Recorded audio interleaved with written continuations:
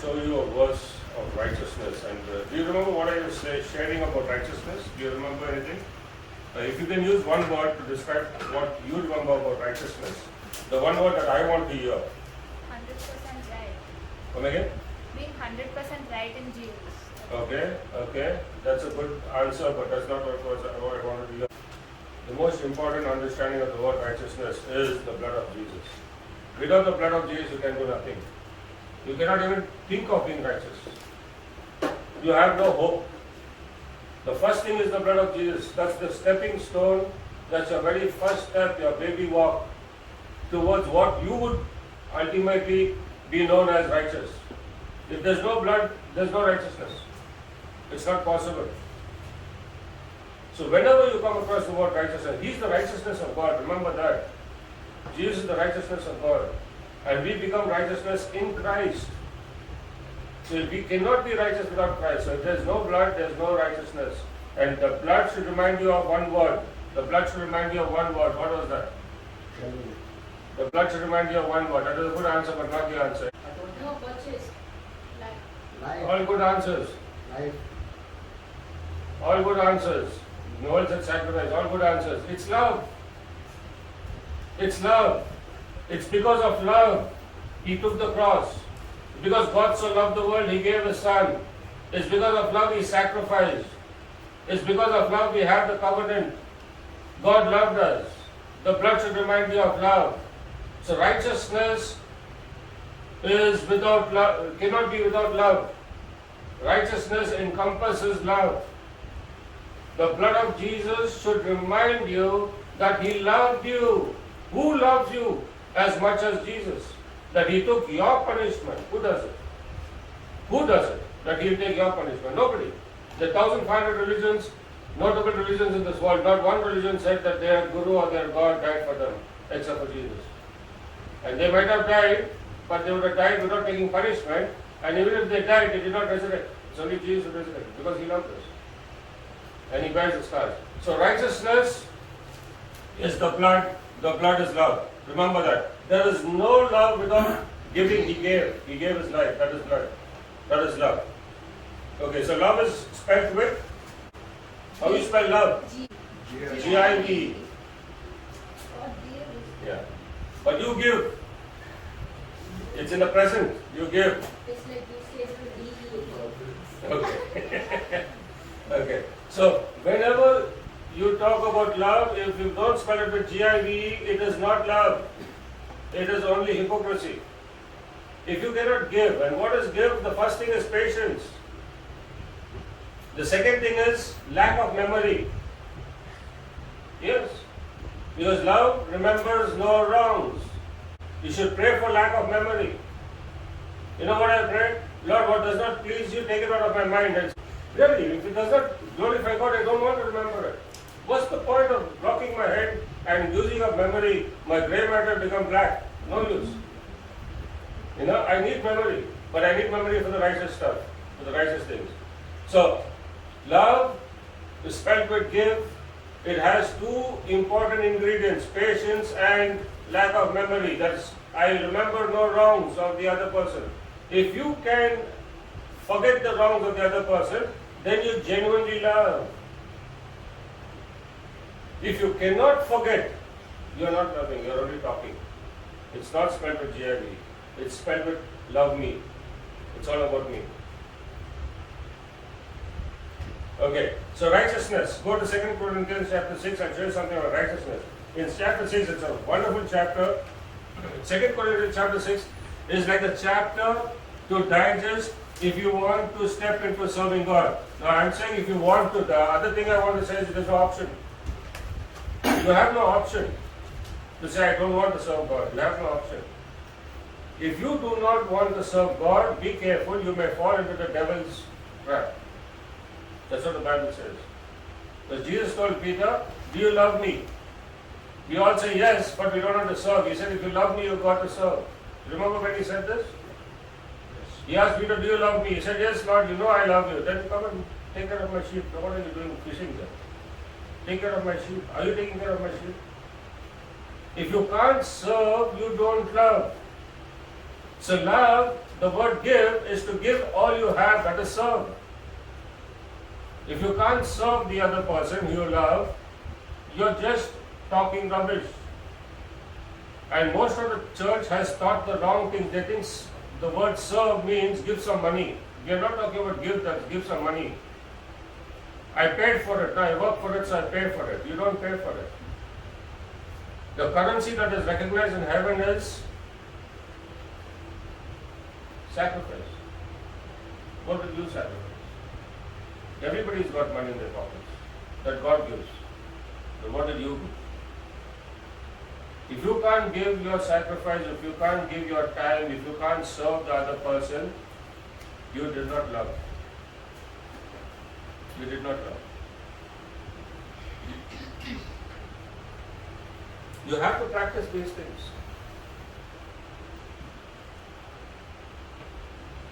Okay, so we're not talking about love today, I'm just talking about righteousness. But righteousness includes love, that's why I cannot just avoid the main topic. Righteousness without love is not righteousness. So, Paul being a servant of God is talking about to be a servant, what and all you need to go through. And 2 Corinthians chapter 6 is the chapter for that, but we're not reading the whole chapter. I want to bring it to verse 7. So 2 Corinthians chapter 6 verse 7, he says, in truthful speech and in the power of God, with weapons of righteousness in the right hand and in the left. So righteousness has weapons. That's the process. Discover something. With weapons of righteousness in your right hand and in your left hand.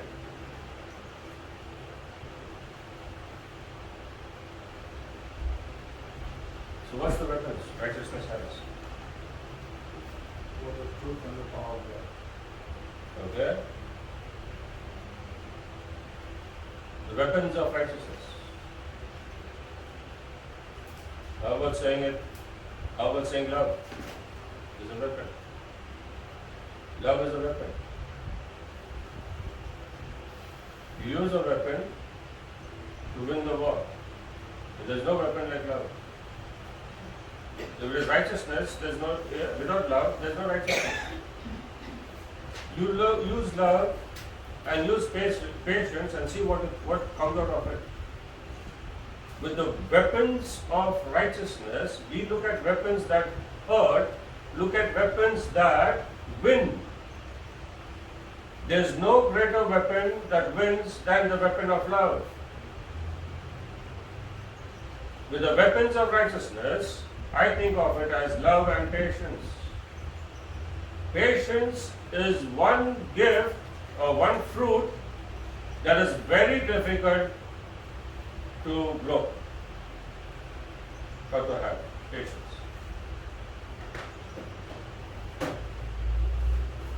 One of the signs that a person doesn't have patience is he fidgets. He's a fidgety guy.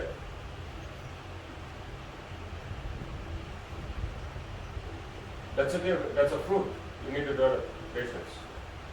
So, I'm telling you something about righteousness. And if we are righteous, we need to practice using the weapons of love and patience.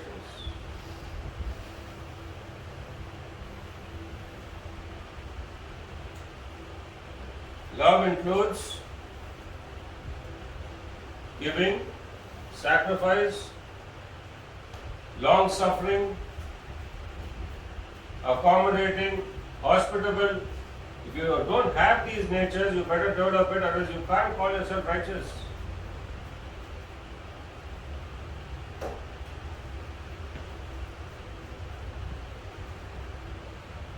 Go to Romans chapter 5 verse 17. Some verses of righteousness, and then we go to the story I want to attach to this. Romans chapter 5 verse 17. For if by the trespass of the one man death reigned through that one man, how much more will those who receive God's abundant provision of grace and of the gift of righteousness reign in life through the one man, Jesus Christ. Gift of righteousness. So, a good gift to pray for is a gift of righteousness.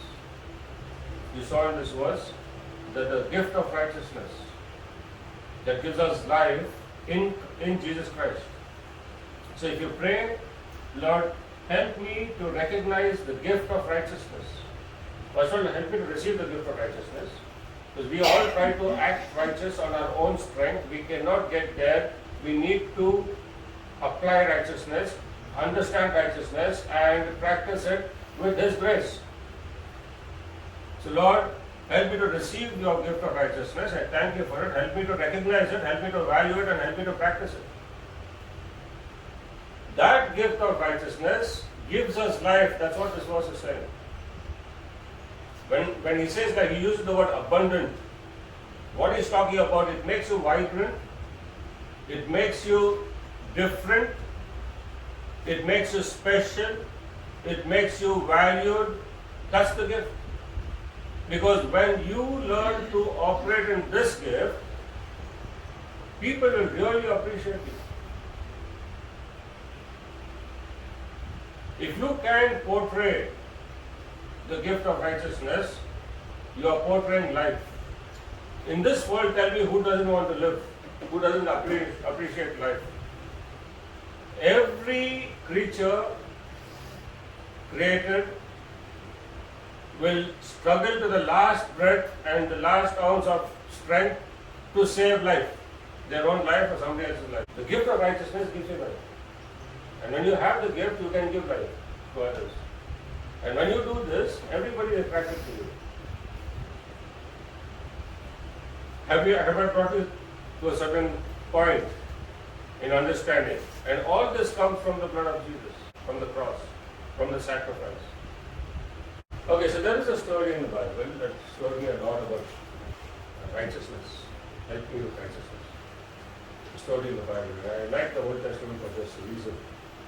The Old Testament is the foundation on which the New Testament is built upon. You don't have a foundation, you can't build up anything.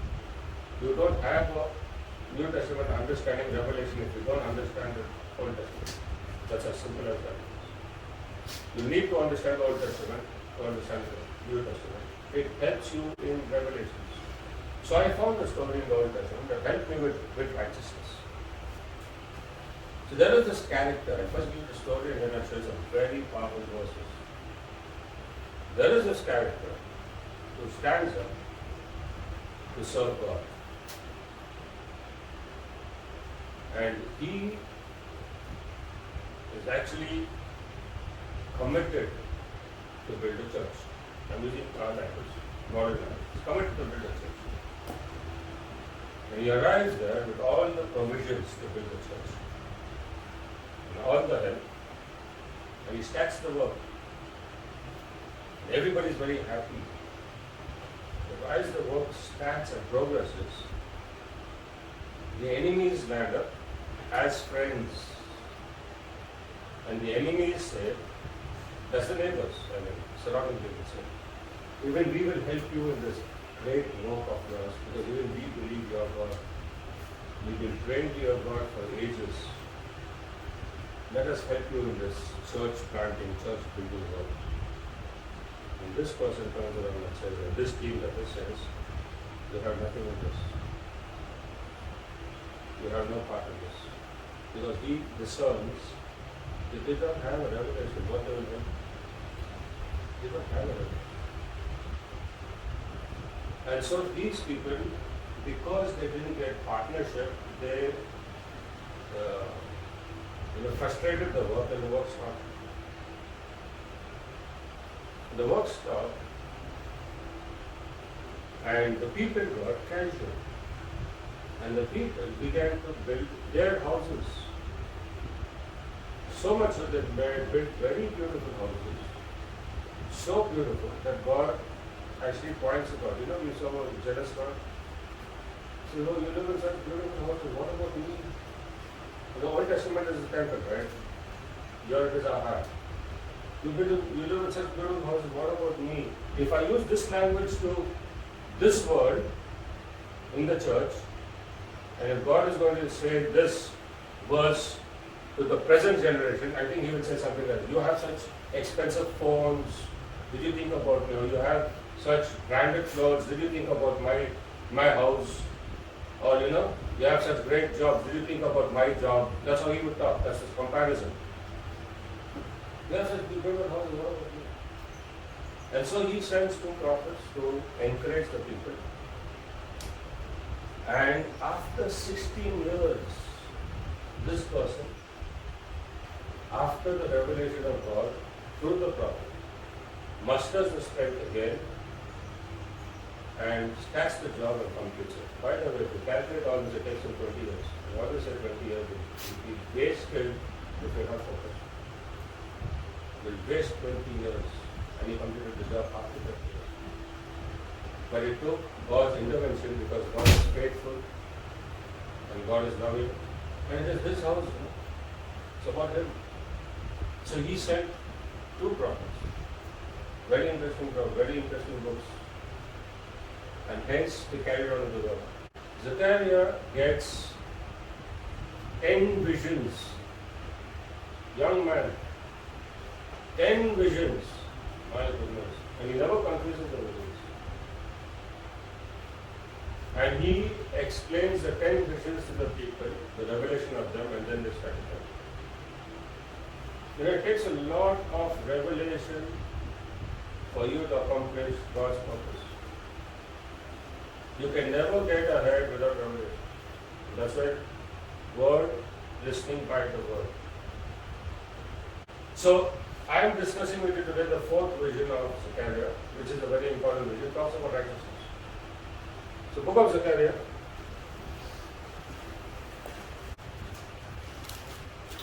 And this, let me present you, is the courtroom in heaven.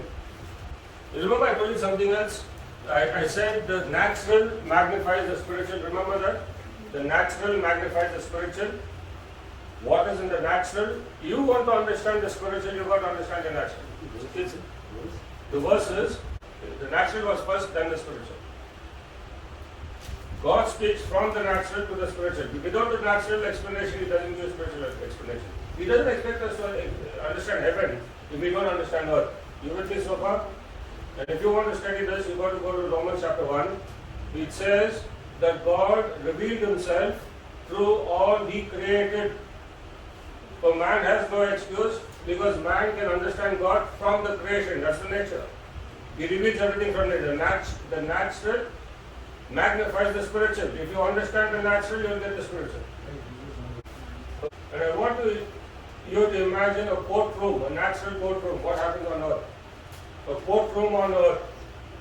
You have the judge, you have the advocates of both the parties, and there is the defender and the accused. Correct?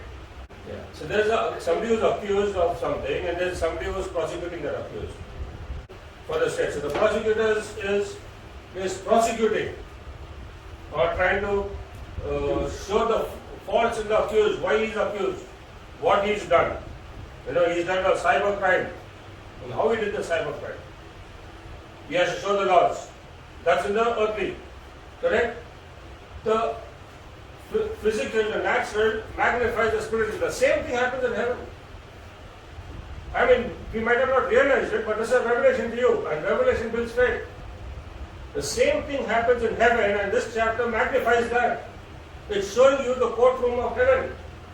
And what happens in the courtroom of heaven, that's why I say when you pray, understand what you pray, because what is a prayer? Prayer goes into the courtroom.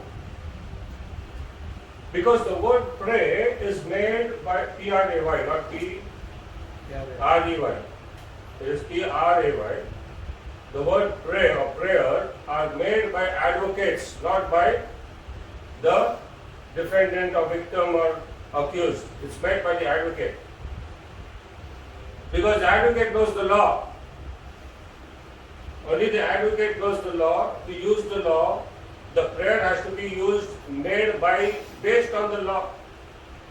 And the ones who are in the court will tell you, who've been in and out of the court will tell you, the advocate, you ask Jesse, she'll tell you, The advocate makes a prayer to the judge. The word is prayer. Actually, I was shocked to see the word. They don't make an argument. They make a prayer to the judge. The word is prayer in their file. It's my prayer or honor. I thought I'd pray. They also pray to the judge. Then I understood the word prayer. Thank God for revelations. And we sit and pray and go for intercessory prayer and all the kinds of prayer, and we pray and pray and pray and we don't know the court terms. We don't know the law. And all those files get accumulated. Most of the Christians is the problem because they don't know how to pray. I have made a point here. So I am showing you the courtroom.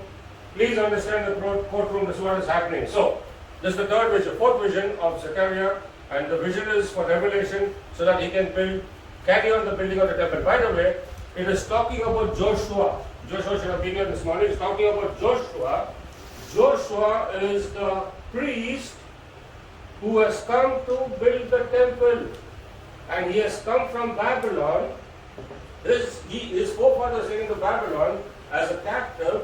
After 70 years, they have been released. And the king Cyrus says, go and build your temple. I'll give you the money, I'll give you the permission, I'll give you the material, I'll give you the people, go build your temple. They could not build it. So Joshua, you got to remember, Joshua and Zerubbabel. Joshua and Zerubbabel, two people. Zerubbabel is the politician and Joshua is the priest. It requires two. That's explained in the book of Ezra. But I'm talking about Zechariah, who comes 16 years later to encourage these two men to build a temple. Without Zechariah's revelation, they couldn't do it. Haggai and Zechariah, the two men, the two prophets, I told you it takes revelations, right, to build your faith. They gave up the job, they had no faith. They gave it up. The building of the temple, they gave it up till God appointed two men with revelations. Haggai gave revelations and Zechariah gave revelations that encouraged these two men, who's Zerubbabel and Joshua. Then they continued to work. Took 20 years. With me so far? So, for them to get revelation, Zechariah gets a vision. The vision is the fourth vision in that series of 10 visions, is the fourth vision. And the fourth vision, he sees Joshua in the vision. And there's a revelation in this vision. Now you will listen to this. Okay. Then he showed me Joshua, the high priest, standing before the angel of the Lord. Who's the angel of the Lord in the Old Testament? Who's the angel of the Lord? Who's the angel of the Lord in the Old Testament? Okay, the angel of the Lord, whenever you see the word angel of the Lord, it is about Jesus. This is Jesus. In the Old Testament, before he came as man, before Jesus came as man through Mary, he was in the Spirit. He is the Creator God. So whenever the Old Testament talks about Jesus, the term uses angel of the Lord because he's in the Spirit. The word angel is also the spiritual Lord or the spirit being of the Lord. You understand why it is the angel of the Lord? It's the spirit being of the Lord. So the angel of the Lord. So you see, he showed me Joshua, the high priest, standing before Jesus, and who's there? Satan. There is Joshua, there is Jesus. Chapter 3 verse 1. Zechariah chapter 3 verse 1. There is Joshua, he is the accused in this court. He is the accused. Jesus is the defendant, advocate, and Satan is the prosecutor in the court over here. And Joshua is the accused. You know why he is the accused? That's why you cannot build the temple. You know why you cannot progress? That's why I said I'll do this next Sunday. I need time for this. You know why you don't get answers? Because you're accused on the court of heaven. You're stuck there. Because you have done certain things that does not allow you to progress, and the law of heaven is very strict.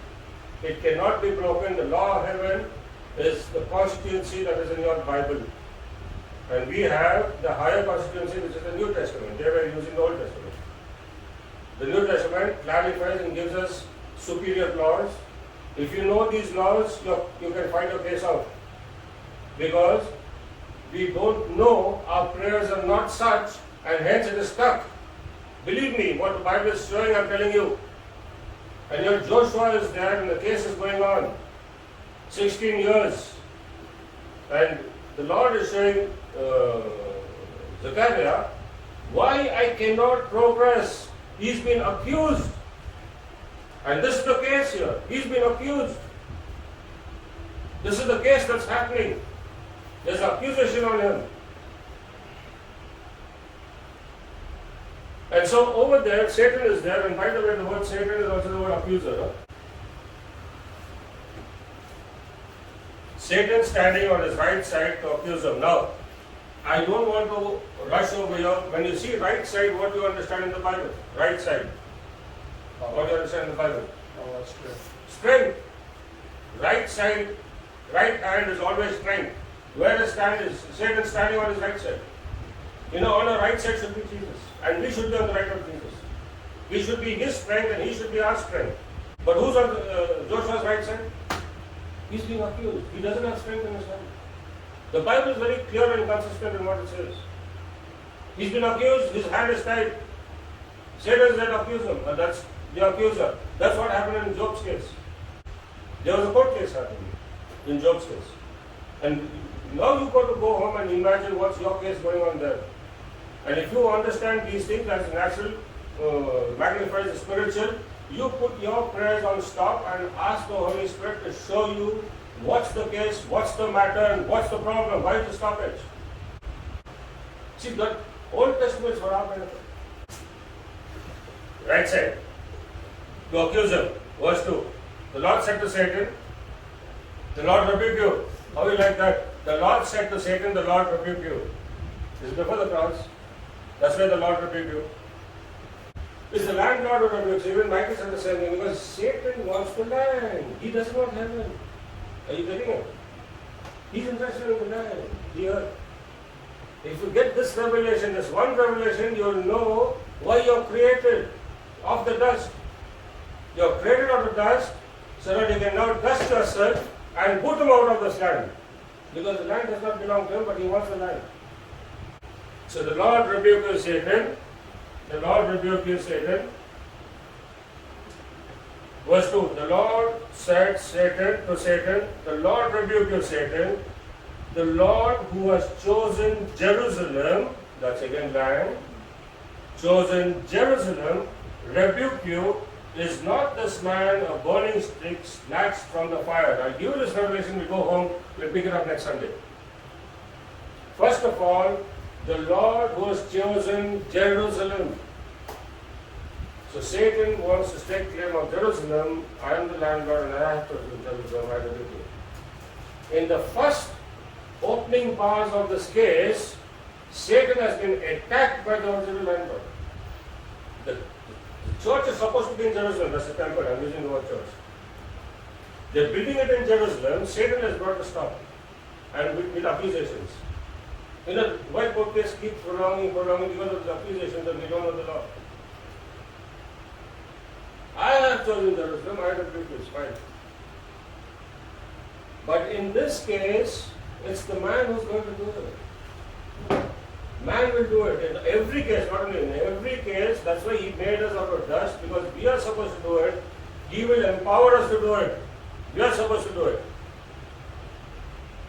Then he says, Jerusalem I have chosen. Hasn't this man been snatched out of the fire? It's like a stick snatched out of the fire. You know, the advocate is too smart. My advocate is too smart. He knows how to fight the case. My advocate hits the nail on the head. Isn't he like a burning stick snatched out of the fire? What an argument! What an argument! Beautiful argument. The case was won. Come back next Sunday to hear how the case was won. But I tell you, I give you some revelations now. We'll pick it up next Sunday.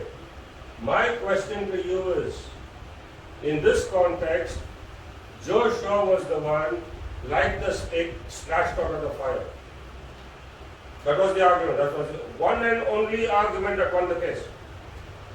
Joshua was the stick, like the stick, that was snatched out of the fire. That was the argument, okay? So I'm sending you the question home. And the question is, are you in the fire? Think of it.